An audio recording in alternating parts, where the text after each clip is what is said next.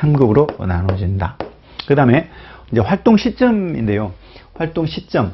시점과 방법인데, 예를 들면, 예전에 남북 정상회담을 했잖아요. 이제 김대중 전 대통령, 노무현 전 대통령 시절에.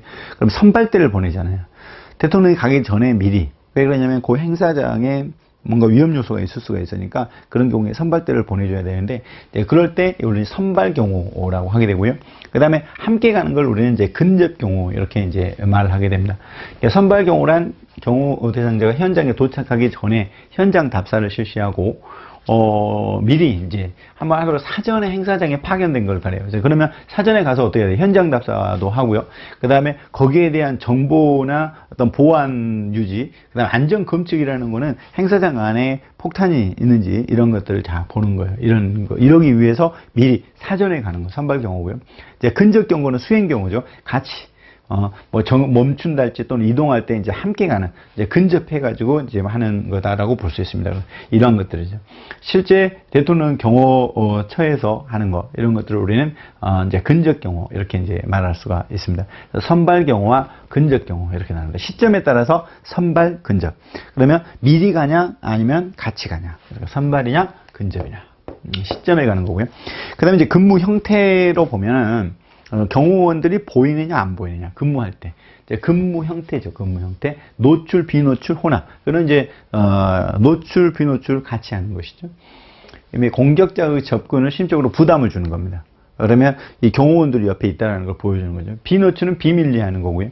혼합은 두 개를 결합시키는 것이다. 근무 형태에 대해서 봤습니다. 이동 수단은 우리가 이 경호원들이 걸어서 경호하느냐, 보행, 그 다음에 차량으로 하느냐, 아니면 열차로 하느냐, 아니면 배 타고 항공기로 하느냐. 이게 이제 수단이죠. 수단. 뭘로 하느냐, 수단. 보행, 차량, 항공기, 선박, 그리고 열차, 이렇게 수단입니다. 이동 수단.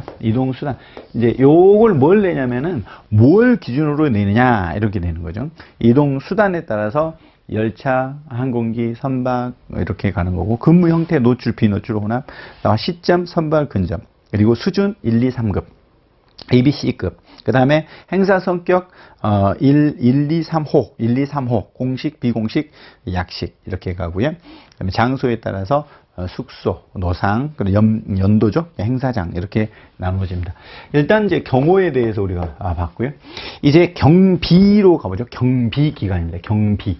경비와 관련해서 공경비가 있고 사경비가 있습니다. 공경비는 경비경찰을 의미하는 거고요. 사경비는 우리나라 두 가지 나눠져 있죠. 여러분 공부하셨겠지만 민간경비와 청원경찰로 이원화되어 있는 그런 형태로 되어 있습니다.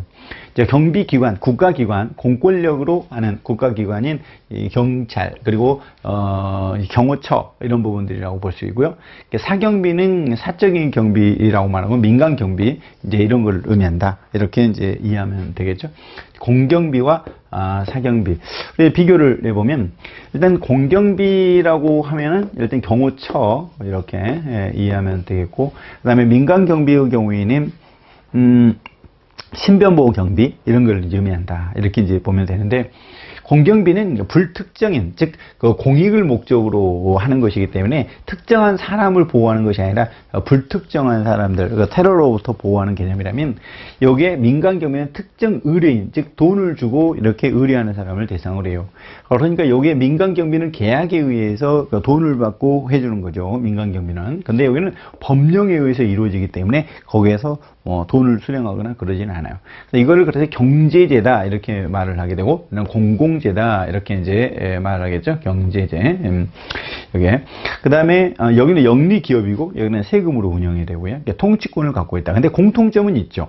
범죄 예방 활동을 한다는 거. 그 다음에 질서 유지 활동. 그 다음에 위협 방지랄지 이런 거는 공통점이죠.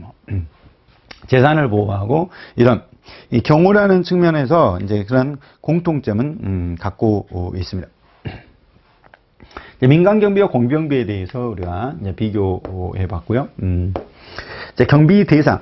우리 앞에서는 이제 경호 분류에 대해서 봤고, 지금 우리는 경비에 대해서 우리가 지금 보고 있습니다.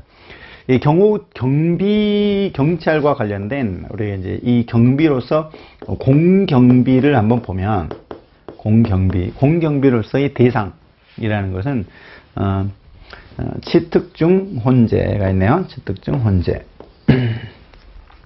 이 치안경비라는 거는 이제 대규모 집회가 있지 않습니까? 촛불 집회, 태극기 집회도 있는데 또 이렇게 노동조합 등에서 강경 집회를 하는 경우가 있어요. 요즘에는 그렇게 많지는 않은데 과거의 경우에는 뭐 화염병이 나오거나 뭐 이런 집회도 있고 그랬죠. 군사 독재 시절에는. 자, 그러한 거를 뭐라고 하냐면 다중범죄라고 그래요. 다중범죄. 조직화된 다중. 이 다중이라는 개념은 조직화되어 있는 거예요. 조직화된 다중이 집단적인 범죄를 하잖아요. 이럴 때 하는 치안경비. 예전에 전투경찰대가, 그러니까 지금은 기동대가 활동을 하는 것을 치안경비라고 그래요. 그러면 이러한 다중범죄 어떻게 진압을 할 것인가 하는 문제고요. 특수경비는 테러예요. 인질난동, 살상. 이것 때문에 또는 경찰 특공대도 두고 있는데요. 그 외에 인질범이라든지 이런 것들을 담당하는 거고요. 중요 시설 경비가 있어요. 원자력 발전소랄지 여기에는 시설주가 담당을 하긴 하지만 통합 방위 사태가 발생한다든지 이렇게 되면은 국가에서 거기에 대한 지원을 해야 됩니다. 이런 것을 중요 시설이라고 하는데 중요 시설은 국방부 장관이 지정해요.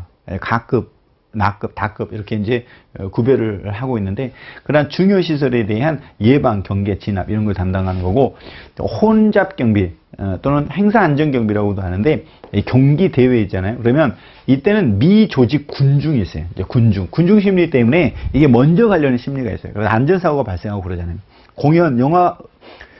공연장에서 공연을 보겠다라고 환풍구에 올라갔다가 환풍구가 빠져가지고 사망하는 사건이 발생하잖아요. 이게 군중 정리가 잘못됐기 때문에 그래요. 특히 음악 공연장 운영자는 필수적으로 안전사고 예방을 위한 계획을 세우도록 하고 있어요. 거기에 대해서 그 신고를 제대로 안 하잖아요. 그럼 2천만 원이하고 과태료를 부과하도록 이렇게 규정을 함으로써 이러한 혼잡 경비를 활용을 하고 있습니다. 그러면 재해경비 또는 재난경비라고 하는데 자연적, 인위적 돌발 사태에 의해서 여기에 대한 경비를 서도록 하는 거예요. 이런 것들이 바로 대상에 따른 거예요. 경비 대상에 따라서 치안경비, 특수경비, 중요시설경비, 혼잡경비, 재해경비로 나누어지죠. 이제 경비 개념에 대해서요. 이제 경비의 개념. 이 정비상 경비와 준비상 경비가 있어요. 비상 중에서 정비상과 준비상으로 나눠지는데요. 여기는 고도 경비가 필요할 때, 그리고 또 이제 징후는 약하지만 불안정한 상태가 실시될 때, 그러니까 고도 경비까지 필요하지 않을 때 이거를 준비상이라고 하게 됩니다. 정비상은 대통령 선거철의 경우에는 굉장히 고도 경비가 필요하죠. 좀 뭐 줄타기처럼 그러잖아요. 국제 행사가 개최된다 할지 이런 경우에 이 징후가 있어요. 테러 징후 같은 거 있을 때 이런 고도 경비가 필요하다면 이걸 정비상이라고 그래요. 그다음 기념일 등 각종 행사, 3.1절 행사랄지 이런 경우에 어떤 징후는 약하지만 불안전한 상황 이럴 때 이제 하는 걸 우리는 준비상이라고 한다. 이렇게 정비상과 준비상 경비 개념에 따라서 이제 분류를 받습니다. 고도의 경비가 필요하다. 이런 걸 정비상 경비 이렇게 이제 말하죠. 이상으로 우리는 경호 개념과 경비의 개념에 대해서 우리가 이제 봤습니다.